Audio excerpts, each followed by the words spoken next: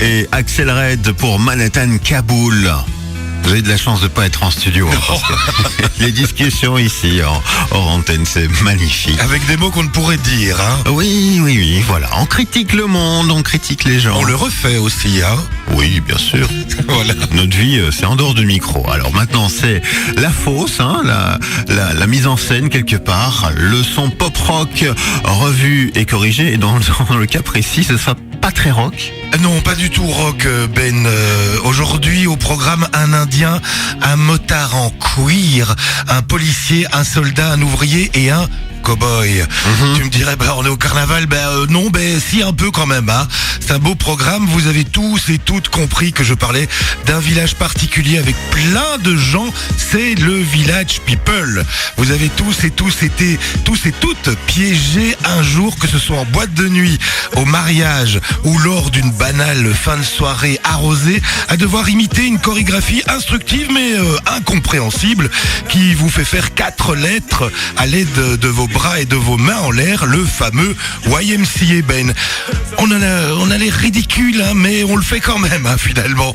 Le groupe Village People, c'est limite le premier boys band de l'histoire musicale, Ben.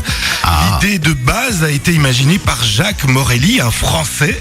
Et ce Jacques Morelli, il a l'idée qui lui vient en se baladant dans les rues de New York, dans le quartier de Greenwich Village, et dans ce quartier, il rencontre un danseur de rue dans un costume d'Indien, Ben. Oui, tu me vois venir et tu vois venir la suite. Peu après, ce Jacques Morelli engage l'Indien qui s'appelle Philippe Rose et engage plusieurs auditions pour créer un groupe sur l'idée de réunir les clichés du macho les plus appréciés dans le monde gay, Ben. Mais Ben, je me pose une question et tu le sais. Quand je me pose une question, cela amène à une réponse. Bon, mais qu'est-ce que c'est que ce YMCA? Qu'est-ce que c'est que ce truc? Il suffit de traduire les paroles, Ben. Mais qui est ce YMCA?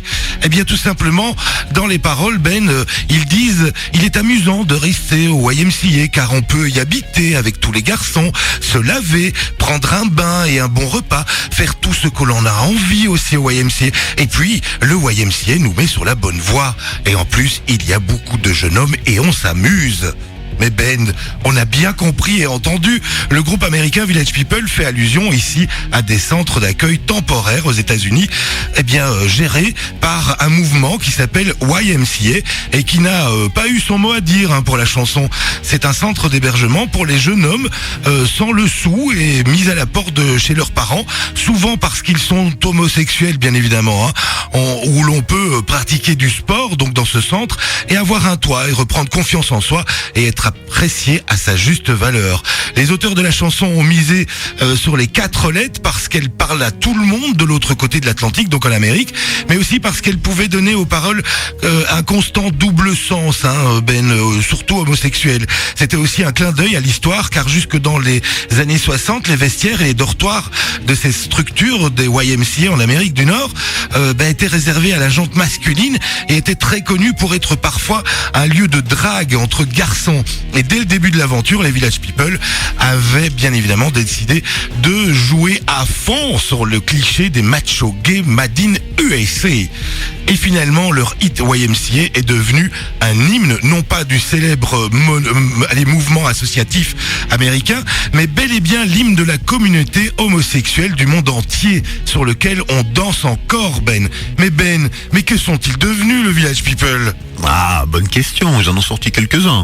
Oui, tout d'abord, ils ont enchaîné plein de succès, In the Navy, Macho Man, Go West et encore bien d'autres. Ils vont même jusqu'à produire leur propre film en 1980, c'est Can't Stop the Music, qui est un échec cuisant quand même.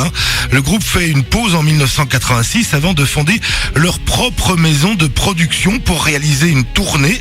En 1995, malade depuis plusieurs années, le chanteur quitte l'aventure. Et en 2001, c'est le drame, Ben. Le motard en cuir décède à l'âge de 50 ans. Bon, bien sûr, il y a eu des remplacements. C'est tellement facile de revêtir l'habit du motard, de l'Indien ou encore du cow-boy sans que le public s'en rende bien compte. Mais la disco s'éteint aussi et meurt à petit feu et meurt tout court. Ouf, dirons-nous, hein, Ben, parce que la disco c'est pas facile. Et donc nous en sommes à la nostalgie d'un public heureux de pouvoir de temps en temps voir et apercevoir les remplaçants du Village People sur scène. Il y a aussi une petite histoire de procès, hein, car l'un déclare que l'autre a pris les droits d'auteur et la composition, et l'autre assure que c'est lui vraiment qui a composé la chanson. Mais finalement des petites bristouilles entre l'Indien et le policier, tout ça pour récupérer le maximum de magots. Évidemment. Bon Ben, je voudrais dire une petite dernière chose quand même par rapport à cette chronique. Je n'ai pas fait cette chronique par hasard, car tout simplement il y avait la journée contre l'homophobie ce mardi 17 mai et la Gay Pride samedi passé, et elle a pour but bien évidemment d'articuler action et réflexion afin de lutter contre toutes les violences physiques, morales et symboliques liées à l'orientation sexuelle et ou à l'identité bien évidemment des genres.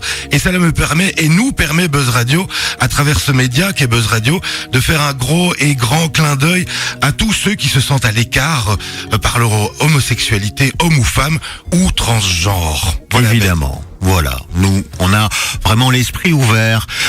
Merci Fifi. Ben voilà. Rendez-vous tout à l'heure déjà. Voilà, entre midi et 14h, sinon demain pour une nouvelle chronique. Évidemment. Et je vous emmènerai en voyage. Oui, ok. À demain.